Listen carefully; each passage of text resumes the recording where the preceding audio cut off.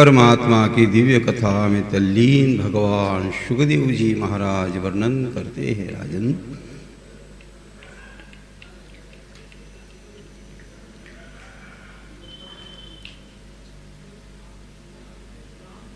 जो एक प्रश्न पूछा गया था, इस जगत की उत्पत्ति कैसे हुई।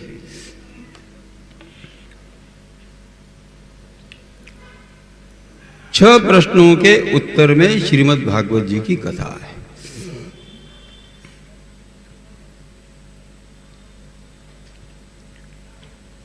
परमात्मा ने संकल्प किया, परमात्मा के नाभि कमल से एक कमल का पुष्प बाहर आता है।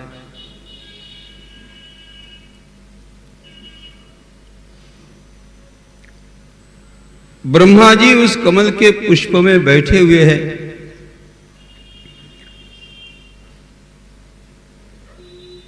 ब्रह्मा जी चिंतन करते हैं, मुझे किसने निर्माण किया, मैं कैसे आया।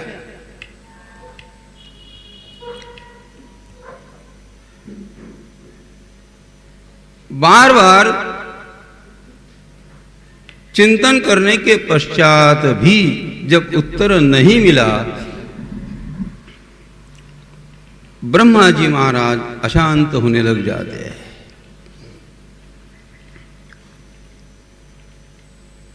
उसी समय आकाशवाणी होती है। आकाशवाणी के माध्यम से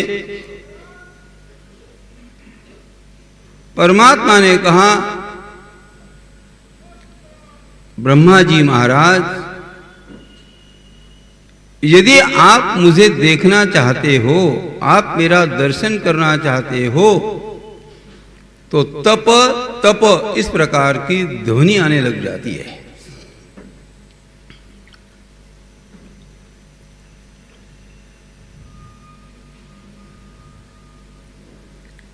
मेरा दर्शन पाने की इच्छा है तो ब्रह्मा जी महाराज आपको तपश्चर्या करनी होगी,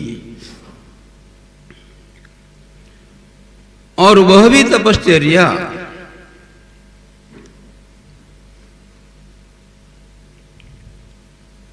एक मास के लिए, एक वर्ष के लिए, 2 वर्ष के लिए, 12 वर्ष की तपश्चर्या से नहीं।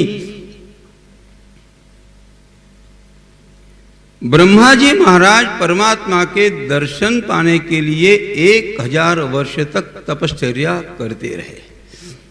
बाद में भगवान नारायण स्वामी का दर्शन ब्रह्मा जी को हुआ।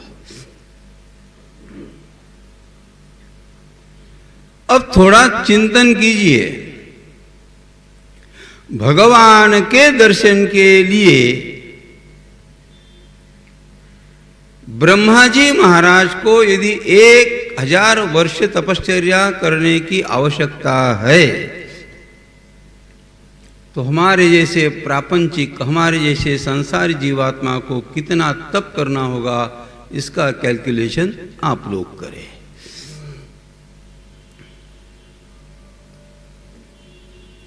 थोड़ा बहुत करते हैं, भगवान की कृपा नहीं होती, भगवान की कृपा नहीं होती। थोड़ा बहुत करते, कितना करते हैं।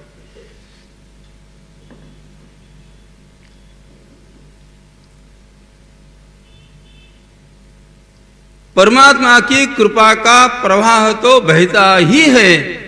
आपके पास में पात्र कितना स्वच्छ, कितना पवित्र है, यह महत्व की बात है।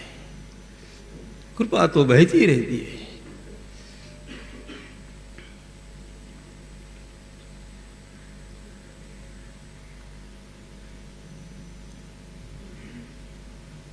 सबसे आसान वैसे देखे तो भगवान को पाना ये बहुत आसान है, बहुत आसान है।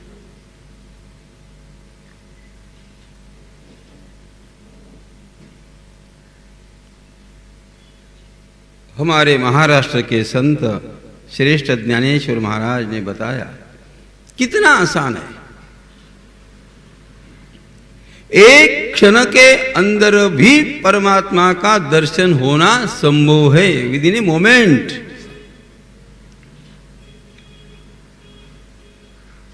देवाचिये द्वारी उभा क्षण भरी, तेने मुक्तिचारी साधिल्या।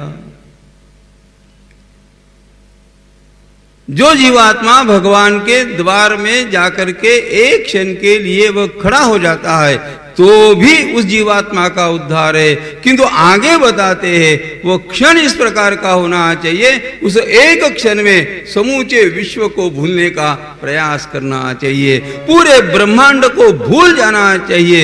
यदि इस प्रकार का क्षण यदि आपके जीवन में आ जाता है तो भगवान बहुत नजदीक, बहुत नजदीक, बहुत समीप में है। लेकिन प्रापंचिक जीवात्मा, संसारी जीवात्मा, हमारे जैसे साधारण लोग एक क्षण के लिए भी हम लोग प्रपंच को भूलना नहीं चाहते, एक क्षण के लिए भी।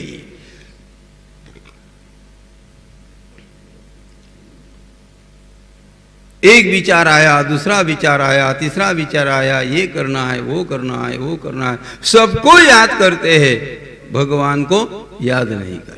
ये हमारी गलती है, बहुत बहुत आसान है।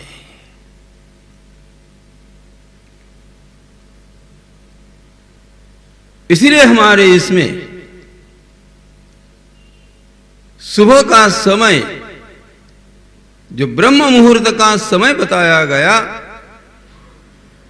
उस समय में आप अकेले बैठ करके स्नान करें न करें कोई चिंता की बात नहीं।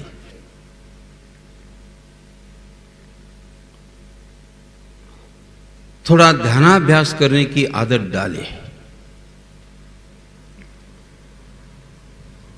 जब हम आधा घंटा, एक घंटा लगातार बैठते हैं, हमारी समस्या ये है, हम कहते हैं हम सब काम करते समय हमारे मन में विचार नहीं आते, और जैसे ठाकुर जी के समीप में जाकर के बैठते जगत का पूरा विचार हमारे दिमाग में आने लग जाता है। ये लोगों की समस्या है।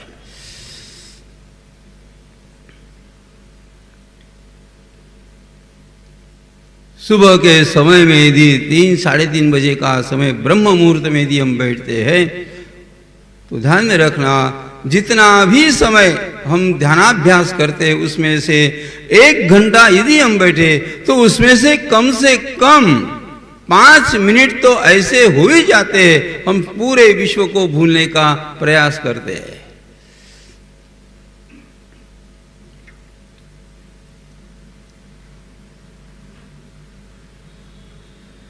पूजा कब करनी चाहिए, उपासना कब करनी चाहिए, ध्यानाभ्यास कब करना चाहिए, इसका भी एक शास्त्र है।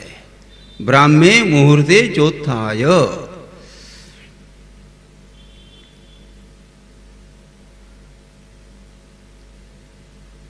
सुबह के समय का जो मंगलमय वातावरण होता है, इसमें यह जीवात्मा जैसे ध्यानाभ्यास करने के लिए बैठता है, सुबह के समय में संपूर्ण ब्रह्मांड की जो शक्ति है वो विचरण करती रहती है। उसका परिणाम मनुष्य के शरीर के ऊपर होता है, मनुष्य के मन के ऊपर भी होता है। इसीलिए सुबह बहुत बहुत जल्दी जगना चाहिए, बिस्तर को जल्दी छोड़ो, बहुत जल्दी छोड़ो।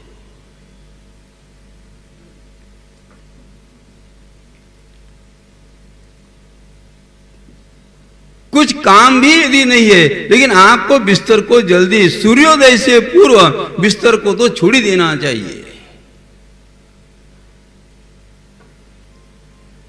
अरे इस जगत को प्रकाशमान, इस जगत को दैदीप्यमान करने वाला परमात्मा जब सामने आता है, उसके समय में यदि हम सोते रहे तो समझना हमारा भाग्य भी कभी न कभी ये सो जाएगा।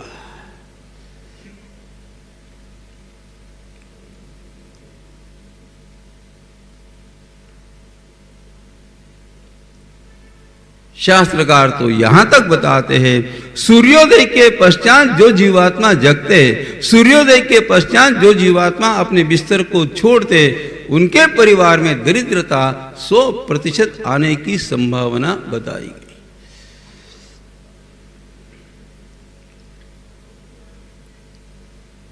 आप देखो, लेट अस ट्राई, सुबह के समय में हमारा मन कैसे होता है? हमारा मन एकाग्र होता है। परिवार के सभी लोग सोए हुए, कोई टेंशन नहीं है, अकेला जग जाता है, अकेला पलाठी मार करके 2 घंटे बैठा है। मन एकाग्र होना सुबह के समय में संभव है। और जैसे जैसे सूर्य नारायण भगवान उदित होते हैं, 4 बजे आपका मन एकाग्र होने की संभावना है, वही उसी मन को 8 बजे एकाग्र करना थोड़ा मुश्किल होता है। दोपहर में 12 बजे उसी मन को एकाग्र करना बहुत मुश्किल होता है, दोपहर के समय में संभव नहीं होता। इस वायुमंडल के साथ साथ इस वायुमंडल का हमारे मन के साथ में बहुत बड़ा संबंध जुड़ा हुआ है।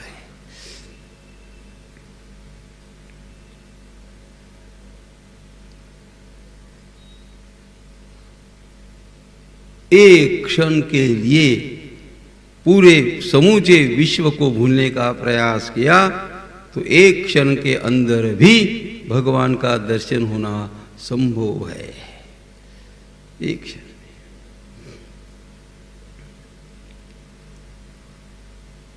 और इसीलिए धीरे धीरे हमारा जो मन है, यह जो मन प्रपंच में चिपका हुआ है, संसार में चिपका हुआ है,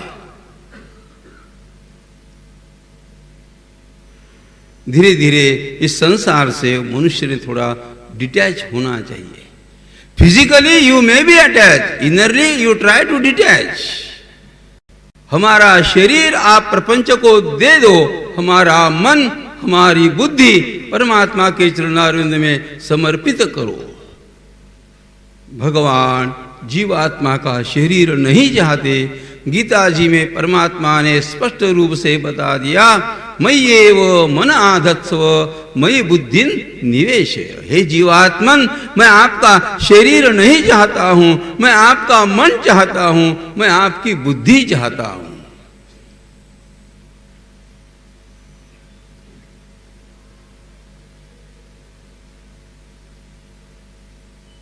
एक बार हमारा मन हमारी बुद्धि यदि परमात्मा को हमने यदि समर्पित कर दी तो ध्यान में रखना, हमारे मन की बागडोर परमात्मा के हाथ में होती है। फिर वो हमें चलाता है, फिर हम हमारे बुद्धि से नहीं चलते। मय्येव मन आधत्स्व मयि बुद्धिं निवेश। मैं जीवात्मा का केवल मन चाहता हूं, मैं जीवात्मा की केवल बुद्धि चाहता हूं। इतना आसान है, इतना आसान है।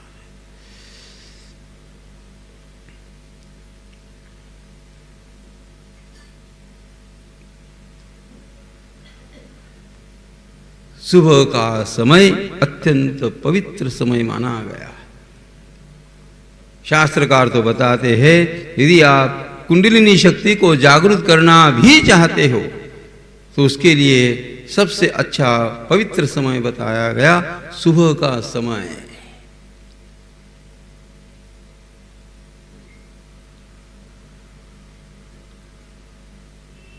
मैंने परसों भी बताया था, हमारे शरीर में 6 प्रकार के चक्र है, उसको जागृत करने का थोड़ा थोड़ा प्रयास करें।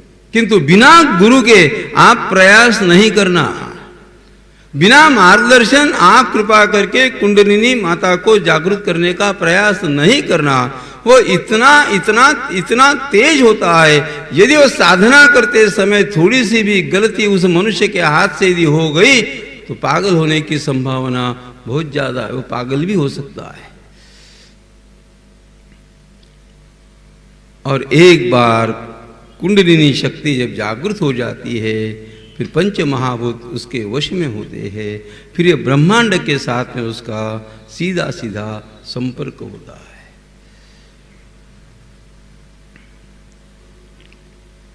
थोड़ा सा चिंतन करें, यदि ब्रह्मा जी को भगवान का दर्शन करने के लिए 1000 वर्ष तप करने की आवश्यकता है, तो हम लोगों को कितने जन्मों तक तप करना चाहिए?